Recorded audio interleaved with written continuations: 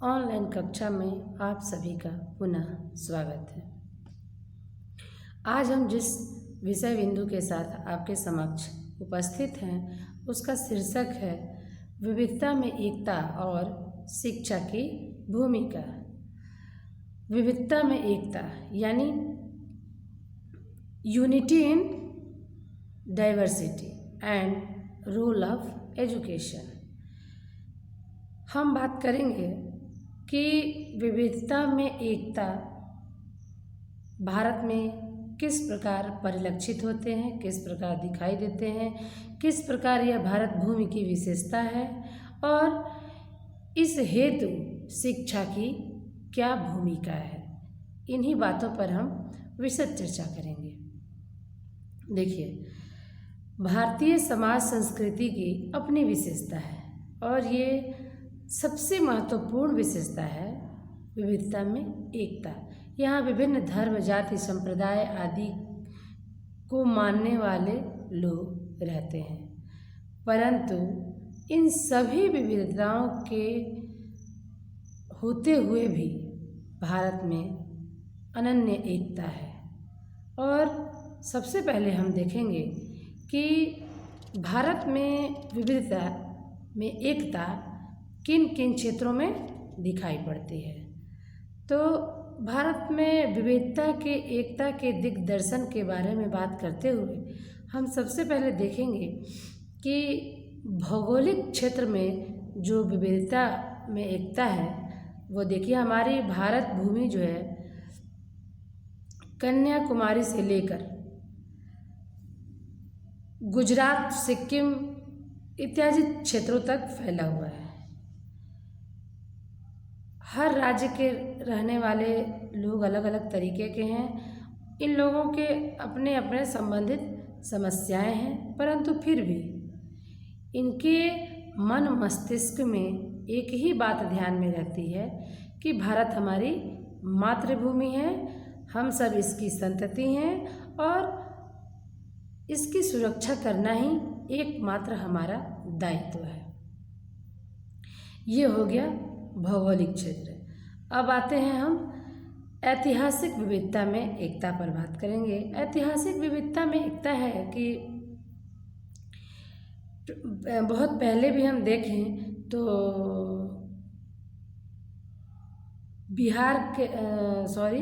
भारत के वैभव को देखते हुए विदेशी जो है इसके तरफ आकर्षित होते थे। इसके आकर्षण का कारण यहाँ का वैभव और यहाँ की समृद्धि रही है। तो भारत प्राचीन काल से ही वैभवपूर्ण एवं समृद्ध देश है। इसकी वैभव और समृद्धि के तरफ विदेशी आक्रांता आकर्षित होकर भारत में आए। कुछ तो लौटकर चले गए और कुछ यहीं बस गए, लेकिन जो बसे वो यहीं के होकर रह गए। हम भाषाई स्तर पर विविधता में एकता देखते हैं कि विभिन्न भाषाओं को बोलने वाले मानने वाले लोग यहाँ हैं, परंतु भारत में हिंदी भाषा को राष्ट्रभाषा एवं संस्कृत को सांस्कृतिक भाषा के रूप में अपना स्थान प्राप्त है, अपना महत्व प्राप्त है और भारत को भाषाई रूप से एक करने में त्रिभाषा सूत्र का महत्वपूर्ण योगदान है। देखिए, अब हम बात करते हैं कि भाषा के स्तर पर भी भारत में कई मुख्य बोली जाने वाली भाषाएं हैं, परंतु इन विविध भाषाओं के भारत में बोले जाने के उपरांत भी हिंदी भाषा को अपना महत्वपूर्ण स्थान प्राप्त है। अब हम आते हैं धार्मिक विविधता पर। यहाँ अलग अलग धर्मों को मानने वाले लोग हैं, परंतु सभी धर्मों को संवैधानिक रूप से एक बताकर, एक मानकर भारत को अखंड बनाया गया है। क्षेत्रीय विविधता देखिए, अलग अलग क्षेत्रों में रहने वाले लोगों का रहन सहन, बोलचाल, खान पान इत्यादि इत्यादि बातें अलग अलग प्रकार से होती हैं। लेकिन ये जो है ना, पूरे भारत में ये रहन सहन अपनी अपनी विशेषता के आधार पर प्रचलित है। सभी क्षेत्र के लोग एक दूसरे क्षेत्र के संस्कृति का, रीति रिवाज का आदर और सम्मान करते हैं। सामाजिक सांस्कृतिक विविधता, देखिए, कोई भी समाज हो, कोई भी संस्कृति हो, भारत में उसका एकमात्र उद्देश्य होता है राष्ट्रीय लक्ष्य एवं उद्देश्यों को प्राप्त करना। इसलिए हम अलग अलग संस्कृति के, अलग अलग समाज के रहते हुए भी अपनी भारत की अखंडता, एकता एवं अक्षुण्णता को बनाए रखने में भरसक प्रयास रहता है। भाषाई विविधता, भाषाई विविधता में आपको पता ही है कि अन्य भाषाओं के बोले जाने के उपरांत भी भारत में हिंदी भाषा की अपनी महत्ता है। इस प्रकार हम कह सकते हैं कि अनेक विविधताओं के बाद भी भारत में एकता की महत्ता को बखूबी समझा जा सकता है। किसी भी आधार पर भारत में अनेकता परिलक्षित नहीं होते हैं। अब हम बात करेंगे कि इतनी विविधता में एकता होने के बाद भी ये जो विविध आयाम हैं, विविधता के विविध आयाम हैं, वो देशवासियों में क्या कर रहे हैं? तनाव पैदा करते हैं, अलगाव पैदा करते हैं, आतंकवाद, भ्रष्टाचार, पक्षपात, धार्मिक संकीर्णता, स्वार्थपरता, असहिष्णुता और संघर्ष को जन्म दे रहे हैं। तो इन सभी नकारात्मक चीज़ों के उन्मूलन हेतु शिक्षा की महती आवश्यकता है। हम देखते हैं कि शिक्षा ही वह शास्त्र है जिसके माध्यम से हम इन सामाजिक विकृतियों को, इन राष्ट्रीय विकृतियों को दूर कर सकते हैं और भारत के विविधता में एकता को स्वस्थ एवं समुन्नत बना सकते हैं। तो देखिए, विविधता में एकता और शिक्षा की भूमिका पर हमने बात की। अब इसी क्रम में हम आते हैं कि विविधता में एकता और शिक्षा के उद्देश्य क्या है। तो मान लीजिए हम भारत के विविधता के बहुत से जो आयाम हैं उनके बारे में हम अपने आगे की पीढ़ी को बताते जा रहे हैं। आप सभी शिक्षक हैं तो आप सभी अपने छात्रों को पढ़ाएंगे, बताएंगे, तो इसका उद्देश्य क्या होगा? विविधता में एकता और शिक्षा के उद्देश्य, मतलब हम कह सकते हैं कि विविधता में एकता हेतु शिक्षा के उद्देश्य क्या होंगे। तो सबसे पहले हम यानी आप भी, यानी इसका उद्देश्य क्या होगा? छात्रों के व्यवहार में वांछनीय परिवर्तन। परिवर्तन का अर्थ है सिर्फ बदल देना नहीं, उनमें स्वस्थ व्यवहार का विकास करना। अगर स्वस्थ व्यवहार का विकास होगा तो ये एकता, अखंडता हमेशा बनी रहेगी। अब देखिए, छात्रों में सर्वधर्म स्वभाव की भावना का विकास करना। सर्वधर्म समभाव मतलब एक दूसरे के धर्मों का आदर सम्मान करना, न कि किसी भी धर्म विशेष का मजाक उड़ाना, खिल्ली उड़ाना नहीं। शिक्षा का उद्देश्य है भारत की एकता, अखंडता को अक्षुण्ण बनाए रखना। तो उसी के तहत विविधता में एकता को बरकरार रखने हेतु हम बच्चों में सर्वधर्म समभाव की भावना का स्वस्थ विकास कर सकते हैं। विभिन्न संस्कृतियों के प्रति आदर करना सिखा सकते हैं। उनके प्रति सम्मान की भावना जागृत करना ही शिक्षा का उद्देश्य हो सकता है। शिक्षा के उद्देश्य की बात हो रही है तो उसमें हम आगे बात करेंगे कि छात्रों में चारित्रिक एवं नैतिक विकास करना और एकता एवं अखंडता को बनाने हेतु राष्ट्र प्रेम की भावना को जागृत करना अति आवश्यक है। अब हम आगे आएंगे और शिक्षा के उद्देश्य के बारे में बात करेंगे तो छात्रों में लोकतांत्रिक नागरिकता का विकास करना और उनको अपने अधिकारों एवं कर्तव्यों के प्रति सजग बनाना। जी हाँ, बिल्कुल, हम अपने अधिकार, हमारे कर्तव्य क्या हैं और हमारे अधिकार क्या हैं, इसके संबंध में छात्रों को जागरूक बनाना। देखिए, हम अपने कर्तव्य और अपने अधिकार को जानने वाला व्यक्ति ही राष्ट्र का सजग कर्णधार बन सकता है। देखिए, सबसे पहले आवश्यक है कि छात्र में मानवीय मूल्यों को जागृत करना। मानवीय मूल्यों के माध्यम से ही हम किसी भी धरोहर की, विरासत की, सभ्यता की, संस्कृति की, परिवार की, समाज की, राष्ट्र की रक्षा कर सकते हैं। जब तक व्यक्ति में मानवीय मूल्य जागृत नहीं होंगे, वह मानव का मूल्य नहीं समझेगा, अपने आचार विचार को नहीं समझेगा, तब तक वह न समाज की रक्षा कर सकता है, न देश की रक्षा करता है, न समाज की अखंडता को समझ सकता है, न राष्ट्र की एकता को समझ सकता है। अब हम आते हैं कि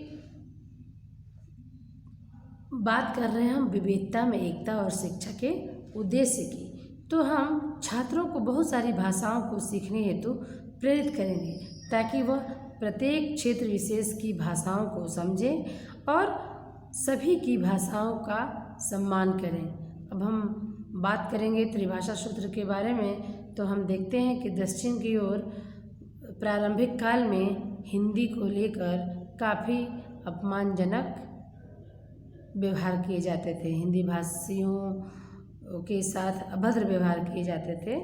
हालांकि अब ये धीरे धीरे कम हो गया है, लगभग समाप्त प्राय है। तो हम कहेंगे कि विविधता में एकता के संदर्भ में शिक्षा का उद्देश्य होना चाहिए कि बच्चों को विभिन्न भाषाओं का अध्ययन करें, वे उन्हें सीखें और सबका आदर सम्मान करें।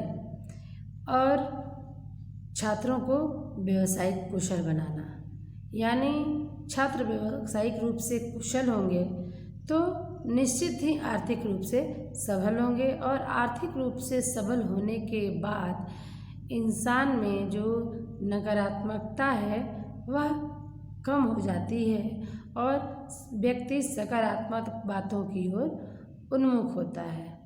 छात्रों में आतंकवादी, अलगाववादी एवं राष्ट्र विरोधी प्रवृत्तियों के विरुद्ध लड़ने की आकांक्षा और क्षमता पैदा करना। ये बात बताने की कोई आवश्यकता नहीं है कि देश में राष्ट्र विरोधी बातें, अलगाववादी बातें, आतंकवादी बातें कितनी ज़ोर शोर से फैली हुई हैं, और शिक्षा का उद्देश्य ही निर्धारित करके इन सभी बातों का बखूबी उन्मूलन किया जा सकता है। अब हम आते हैं कि हर आदमी की योग्यता एक जैसी नहीं हो सकती है। मान लीजिए जो व्यक्ति ज़्यादा सक्षम है तो क्या हम, कुछ व्यक्ति कम सक्षम है, दोनों के रोल जो है ना समाज में थोड़े कम अधिक हो सकते हैं। तो छात्रों में योग्यता अनुसार राष्ट्र की सर्वोत्तम सेवा करने की भावना का विकास करना। अब मान लीजिए, अब हमारे देखिए जो देश के जवान हैं, आर्मीज़ हैं, उनका जो रोल है और एक सामान्य नागरिक का रोल है, दोनों में अंतर हो सकती है। लेकिन ऐसा नहीं है कि आम नागरिक का रोल बिल्कुल समाप्त हो गया, ऐसा नहीं है। आर्मीज़ का रोल, देश की सेना का रोल, सेना में भर्ती हुए लोगों का रोल निश्चित रूप से उनकी भूमिका अधिक है राष्ट्र को सर्वोत्तम सेवा देने के क्षेत्र में। परंतु बाकी अन्य नागरिक भी जो हैं राष्ट्र के, उनकी अपनी अपनी योग्यता है और अपनी अपनी उस योग्यता के अनुसार भूमिका है। तो यही बात छात्रों को बताना है, यही उद्देश्य निर्धारित करना है। सहिष्णुता की भावना का विकास करना। कट्टरता हमेशा से विनाशक रही है। सहिष्णु शब्द ही जो है, जो भारत को विविधता में एक बनाए हुए है। सभी धर्मों का आदर करना, सभी जाति विशेष का आदर करना, सभी क्षेत्र विशेष के लोगों का आदर सम्मान करना ही सहिष्णुता है। और छात्रों में सहिष्णुता की भावना को जागृत करना शिक्षा का परम उद्देश्य हो सकता है। अब देखिए, हम प्रारंभ से जिस विषय बिंदु पर चर्चा कर रहे हैं उसका शीर्षक है कि विविधता में एकता और शिक्षा की भूमिका। तो विविधता में एकता को बनाए रखने हेतु सर्वप्रथम शिक्षा के उद्देश्य की आवश्यकता होती है कि हम किन किन उद्देश्यों के अनुपालन हेतु हमें आगे क्या क्या करना है। तो हमने उद्देश्य को बखूबी जाना। अब हम देखते हैं कि विविधता की एकता में शिक्षा की भूमिका के अंतर्गत सबसे पहले पाठ्यक्रम का निर्धारण होता है कि ये एकता किस प्रकार बनी रहे। तो हम आते हैं कि किस प्रकार का पाठ्यक्रम होना चाहिए, इसका निर्धारण होना चाहिए। तो हम बात करेंगे पाठ्यक्रम के निर्धारण पे। अब देखिए, पाठ्यक्रम के अंतर्गत दो बातें सम्मिलित हैं।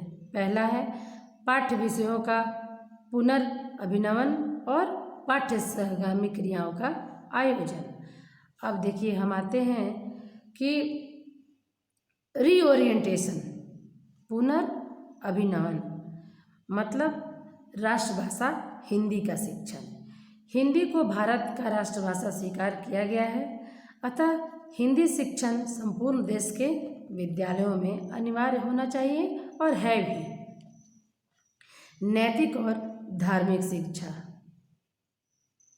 यानी जब तक व्यक्ति के अंदर नैतिकता नहीं आएगी तब तक उसके अंदर से वह मानवता नहीं आएगी, जिस मानवता के आधार पर, जिस मानवीय विवेक के आधार पर व्यक्ति सबका आदर सम्मान करता है और राष्ट्र की एकता में अपनी महती भूमिका का निर्वहन करता है।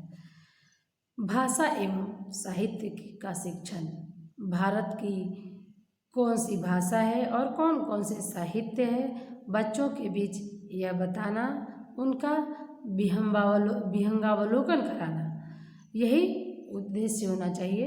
यही इसी उद्देश्य के अंतर्गत पाठ्यक्रम का निर्माण होना चाहिए।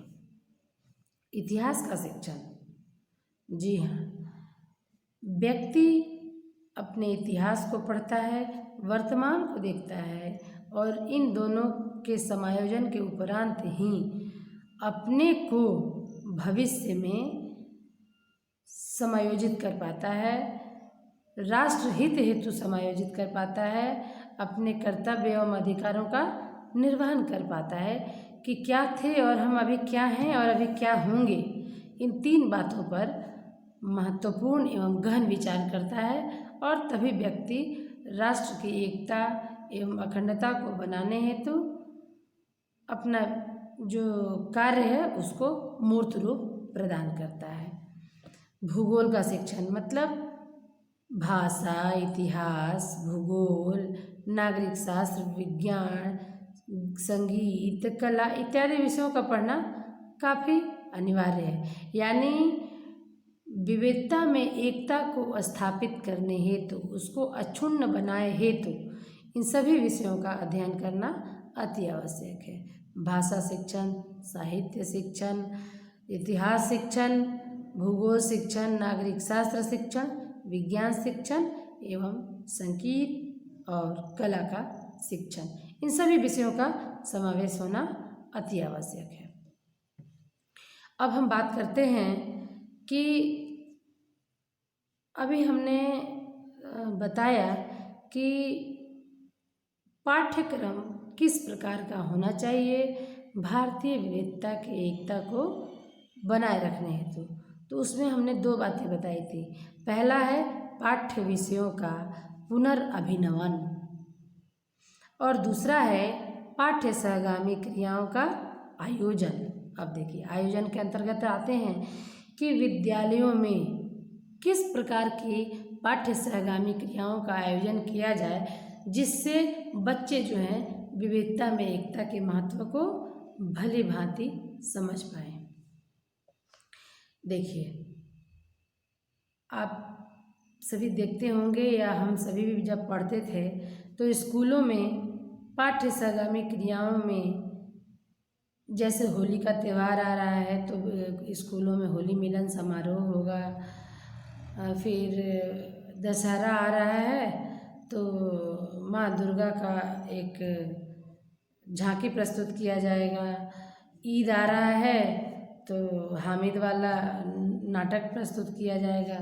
मतलब तरह तरह के जितने भी भारत में पर्व त्यौहार हैं इनका सेलिब्रेशन स्कूलों में किया जाता है ताकि जो छात्र हैं ना वह सभी पर्व त्यौहार का आदर करना सीखें, सबके महत्व को समझ सकें। अब हम आते हैं महापुरुषों के जन्म दिवस का आयोजन। महापुरुषों मतलब आप समझ ही रहे हैं कि गांधी, नेहरू, सरदार वल्लभ भाई पटेल, महात्मा सुभाष चंद्र बोस इत्यादि इत्यादि लगातार नाम लें तो कई सारे नाम हैं कि इन सभी व्यक्तियों के जन्म दिवस को विद्यालयों में मनाया जाए, इनका सफल आयोजन किया जाए।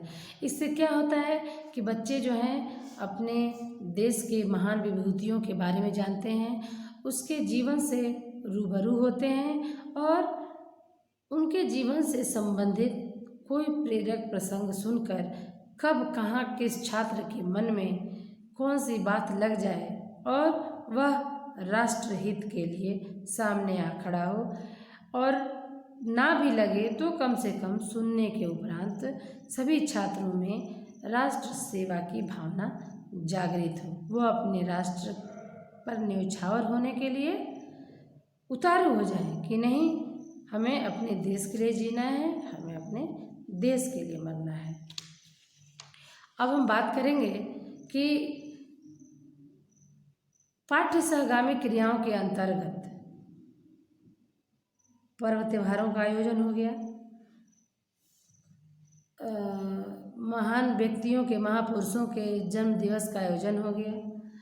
और भी एक बात है कि महापुरुषों के जन्म दिवस का आयोजन होने के उपरांत अपने भारत भूमि पर जो योद्धा जन्मे, जो वीर पुरुष जन्मे, उनके बारे में थोड़ी बहुत जानकारी उन्हें प्राप्त हो जाती है और उनके जीवन से प्रेरित होते हैं कि अरे वाह, हमारे भारत भूमि पर ऐसे ऐसे वीर उत्पन्न हुए जो कई दुर्लभ कार्य कर दिए और अपने अदम्य साहस का परिचय दिया। तो ऐसा हमें भी बनना चाहिए, ऐसा हमें भी होना चाहिए। धार्मिक उत्सवों का आयोजन। धार्मिक उत्सव का मतलब हो गया क्रिसमस, गुरु पर्व, दशहरा, यानी विभिन्न धर्मों के उत्सवों का भी आयोजन किया जाना चाहिए ताकि जो छात्र हैं वह सभी एक दूसरे के धर्मों का आदर सम्मान करना सीख सकें। यानी पाठ्य सहगामी क्रियाओं के अंतर्गत धार्मिक उत्सवों का आयोजन भी महत्वपूर्ण भूमिका निभाता है। विद्वानों के व्याख्यानों का आयोजन। देखिए, विद्वान के व्याख्यान में कौन सी बातें आ सकती है? विद्वान जो हैं वो भारत की विविधता के बारे में बताएंगे, एकता के बारे में बताएंगे और इन विविधता और एकता को बाधित करने वाली कौन कौन सी समस्याएं हैं, इस पर वे बृहद चर्चा कर सकते हैं। इन चर्चाओं को सुनने के बाद छात्र वास्तविक एवं तात्कालिक स्थिति से परिचित होंगे और वे जो हैं इस तात्कालिक समस्या का अंत कैसे हो इस पर विचार करने के लिए बाध्य हो जाएंगे। अब हम देखते हैं कि छात्र जो हैं विभिन्न धर्म के छात्र जो हैं विद्यालयों में अध्ययन करते हैं, परंतु सब धर्म के, सब जाति विशेष के छात्र किसी भी जब उत्सव को मनाया जाता है, किसी भी धार्मिक विशेष का उत्सव हो, तो जब बढ़ चढ़ कर हिस्सा लेते हैं, बढ़ चढ़ कर भाग लेते हैं। इससे क्या होता है कि बच्चों के अंतर्गत दूसरे धार्मिक उत्सवों का सम्मान करने का जो भाव है जागृत होता है। प्रतियोगिताओं का आयोजन, इसमें क्या होता है कि ड्राइंग करा लिए, सिंगिंग करा लिए, तो इसमें बच्चे जो हैं बढ़ चढ़ के हिस्सा लेंगे और सब अलग अलग क्षेत्र से आएंगे।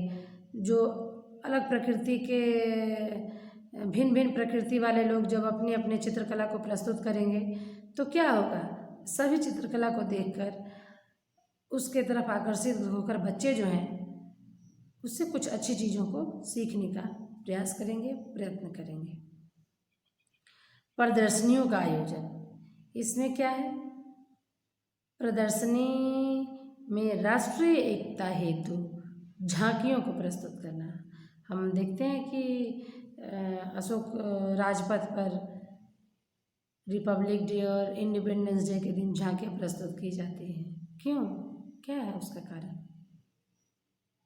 गुजरात के लोग आते हैं, हरियाणा के लोग आएंगे, बिहार के लोग आएंगे, माने भिन्न भिन्न प्रांतों से लोग अपनी अपनी उत्कृष्ट प्रदर्शन करते हैं। ठीक उसी प्रकार स्कूलों में भी प्रदर्शनियों का आयोजन होना चाहिए, जिससे जो छात्र हैं प्रभावित हों, ये विविधता को समझें और एकता को बनाए रखने में अपनी महत्वपूर्ण भूमिका का योगदान दे सकें। राष्ट्रीय स्तर पर शिक्षकों का आदान प्रदान बहुत बहुत इंटरेस्टिंग है, बहुत रोचक है।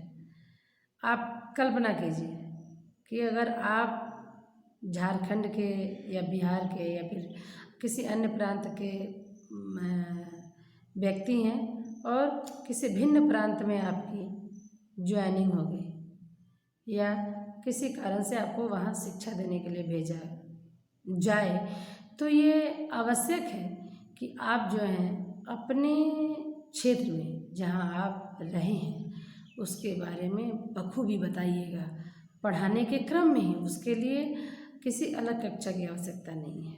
तो क्या हुआ, बच्चे उस क्षेत्र के बारे में भी रग रग से परिचित हो गए, मन में इच्छा और आकांक्षा भी बढ़ी कि वाह, हम जहाँ के सर हैं, जहाँ के मैडम हैं, हम तो वहीं के बारे में जाने, अच्छा यहाँ के बारे में भी जान जाते, वहाँ के बारे में भी जान जाते, तो बच्चे उत्सुक होते हैं इससे। अंतर्राज्यीय खेल कूद और सांस्कृतिक कार्यक्रमों का आयोजन, पाठ्य सहगामी क्रियाओं के अंतर्गत दूसरे राज्य के भी, जैसे गुजरात का अलग नृत्य है, उड़ीसा का अलग नृत्य है, आंध्र प्रदेश का अलग नृत्य है, तमिलनाडु का अलग नृत्य है, सबका एक साथ एक मंच पर अगर प्रस्तुति हो तो वहाँ की जो छटा है, वहाँ की जो खूबसूरती है, वहाँ की जो रौनक है वो बिल्कुल विशेष होगी और छात्रों के मन मस्तिष्क पर गहरी छाप छोड़ जाएगी। तो विविधता में एकता हेतु पाठ्य सहगामी क्रियाएं अपनी महत्वपूर्ण भूमिका निभा सकती हैं। पाठ्य सहगामी क्रियाओं का पाठ्यक्रम में समायोजन बहुत ही आवश्यक है। अब देखिए, शैक्षिक यात्राओं का आयोजन, बिल्कुल एक राज्य से दूसरे राज्य का भ्रमण करना, वहाँ का भौगोलिक क्षेत्र का अध्ययन करना, भौगोलिक जानकारी ग्रहण करना, वहाँ के रीति रिवाज, रहने वाले लोगों के बारे में जानना बहुत ही इंटरेस्टिंग काम होता है बच्चों के लिए। ये काफ़ी जिज्ञासु हो जाते हैं बच्चे कि अच्छा यहाँ के लोग कैसे रहते हैं, कैसे नहाते हैं, कैसे भोजन की अपनी स्थिति बनाते हैं, मतलब यानी दैनिक जीवन किस रूप में अपना संपन्न करते हैं, ये जानने की उत्सुकता बच्चों के बीच बढ़ जाती है। अब हम आते हैं कि अंतर्राज्यीय शिविरों का आयोजन, समाज सेवा की संस्थाओं का गठन, रेडियो और दूरदर्शन का प्रयोग, ये सभी बातें क्या है, शिक्षा में समाहित हो, पाठ्यक्रम में समाहित हो, ताकि विविधता में एकता बनी रहे। देखिए इस शिविर में क्या होगा, मान लीजिए अन्य प्रदेश के शिविर लगाए जाते हैं विद्यालयों में, तो उससे क्या होगा, बच्चे अन्य राज्यों के लोगों का रहन सहन, खान पान इत्यादि जो है उसके बारे में भी जानते हैं, समझने का प्रयास करते हैं, आदर करते हैं, और यही बातें राष्ट्र की एकता और अखंडता को बचाए रखने में अपनी भूमिका निभाती है। राष्ट्रीय और समाज सेवा की संस्थाओं का गठन, देखिए स्काउटिंग और गर्ल गाइडिंग, इस तरह की कितनी सारी संस्थाएं हैं, एनसीसी है, एनएसएस है, जो राष्ट्रीय और समाज सेवा का काम करती है। तो इन संस्थाओं में प्रवेश पाने वाले छात्र जो हैं वो निश्चित रूप से राष्ट्र सेवा हेतु प्रेरित होते हैं। रेडियो और दूरदर्शन का प्रयोग, बिल्कुल रेडियो और दूरदर्शन के माध्यम से हम विभिन्न कला संस्कृतियों से परिचित होते हैं, वहाँ के रहन सहन, आहार व्यवहार के बारे में जानकारी ग्रहण करते हैं, और हम ऐसा सोचने पर उतारू हो जाते हैं कि हमारे ही भारत में कितनी विभिन्नताएं हैं। वहाँ के इस राज्य के लोग फलाने तरीके से रहते हैं, उस राज्य के लोग इस ढंग से रहते हैं। मतलब ये दूरदर्शन और रेडियो जो है, इन सभी बातों की जानकारी प्राप्त करने में महत्वपूर्ण भूमिका निभाते हैं। इससे राष्ट्र की एकता एवं अखंडता अक्षुण्ण बनी रहती है। इसी संदर्भ में हम शिक्षण विधियों के बारे में बात करेंगे।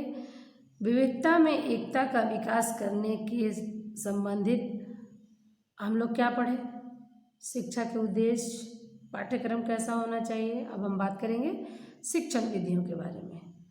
तो ऐसी शिक्षण विधियाँ होनी चाहिए जिससे छात्र अपनी क्षमताओं का विकास कर सकेंगे। तो देखिए एकता और अखंडता को बनाए रखने हेतु तमाम विधियाँ जो है वो सभी उपयोगी हैं। सबसे अधिक इम्पोर्टेंट है बच्चों को स्वाध्याय हेतु प्रेरित करना, जिससे वो अपनी कला संस्कृति का बारे में गहराई से अध्ययन करें, पढ़ें, चिंतन करें, मनन करें, और फिर अपना रोल निर्धारित करें कि हमारा क्या रोल है। पाठ्य पुस्तकें कैसी होनी चाहिए, तो विविधता में एकता की भावना का विकास करने की दृष्टि से पाठ्यक्रम में आवश्यक परिवर्तन और संशोधन किया जाना चाहिए। पाठ्य पुस्तकों में विविधता में एकता में बाधा पैदा करने वाली विषय सामग्री निकालकर ऐसी सामग्री का समावेश करना चाहिए जो राष्ट्रीय एकता में सहायक हो। राष्ट्र के प्रति प्रेम, एकता की भावना, आस्था और जागरूकता पैदा करने वाली पुस्तकें ही बच्चों को पढ़ाई जाए। अब देखिए हम बात करेंगे शिक्षक की भूमिका की, कि विविधता की एकता की भावना में शिक्षक की क्या भूमिका हो सकती है, शिक्षक कैसे इसको बढ़ा सकते हैं आगे। तो देखिए छात्र शिक्षक को अपना आदर्श मानते हैं, उनका अनुसरण करते हैं। यदि अपने छात्रों में देश प्रेम और विविधता में एकता की भावना का विकास करना शिक्षक चाहता है, तो शिक्षक भी देश प्रेम और विविधता में एकता की भावना से पूर्ण होना चाहिए। न कि स्वयं ही शिक्षक जो है व्यक्तिगत दोष से ग्रसित हो और चाहे कि हमारे शिक्षार्थी जो हैं वो राष्ट्र प्रेमी पैदा हों, ये संभव नहीं है। उसे तन मन धन से, यानी हम मोटे तौर पर ये कह सकते हैं कि जब तक शिक्षक जो है तन मन धन से राष्ट्र के प्रति समर्पित नहीं होंगे, तब तक विद्यार्थी भी इस भावना से प्रेरित नहीं होंगे। शिक्षक को जातीयता, धार्मिकता, क्षेत्रीयता इत्यादि बातों से दूर रहना चाहिए। उसका अपना निष्पक्ष व्यक्तित्व होना चाहिए, जिसके आधार पर वह क्या कर सकता है, स्वस्थ पीढ़ी का निर्माण कर सकता है।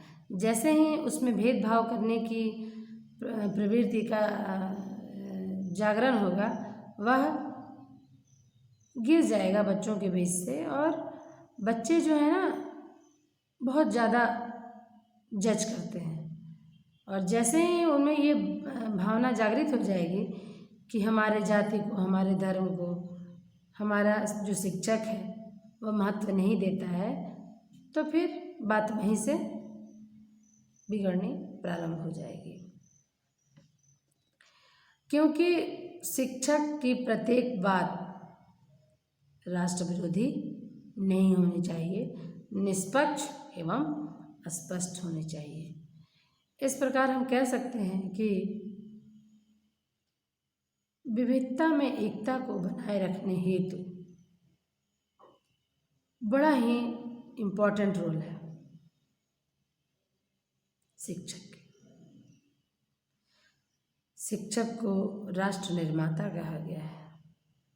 शिक्षक के कंधों पर एक बहुत बड़ा उत्तरदायित्व होता है, जो अपने विद्यार्थियों को लेकर आगे बढ़ता है और उन्हें राष्ट्र हेतु एक योग्य एवं कर्मनिष्ठ कर्णधार उत्पन्न करता है। इस प्रकार हम कह सकते हैं कि राष्ट्र की एकता एवं अखंडता को सुदृढ़ बनाए रखने हेतु शिक्षक की महत्वपूर्ण भूमिका है। शिक्षक ही वह आधार है जो राष्ट्र को सही दिशा प्रदान कर सकता है। आज के इस विषय बिंदु पर बस इतना ही। धन्यवाद।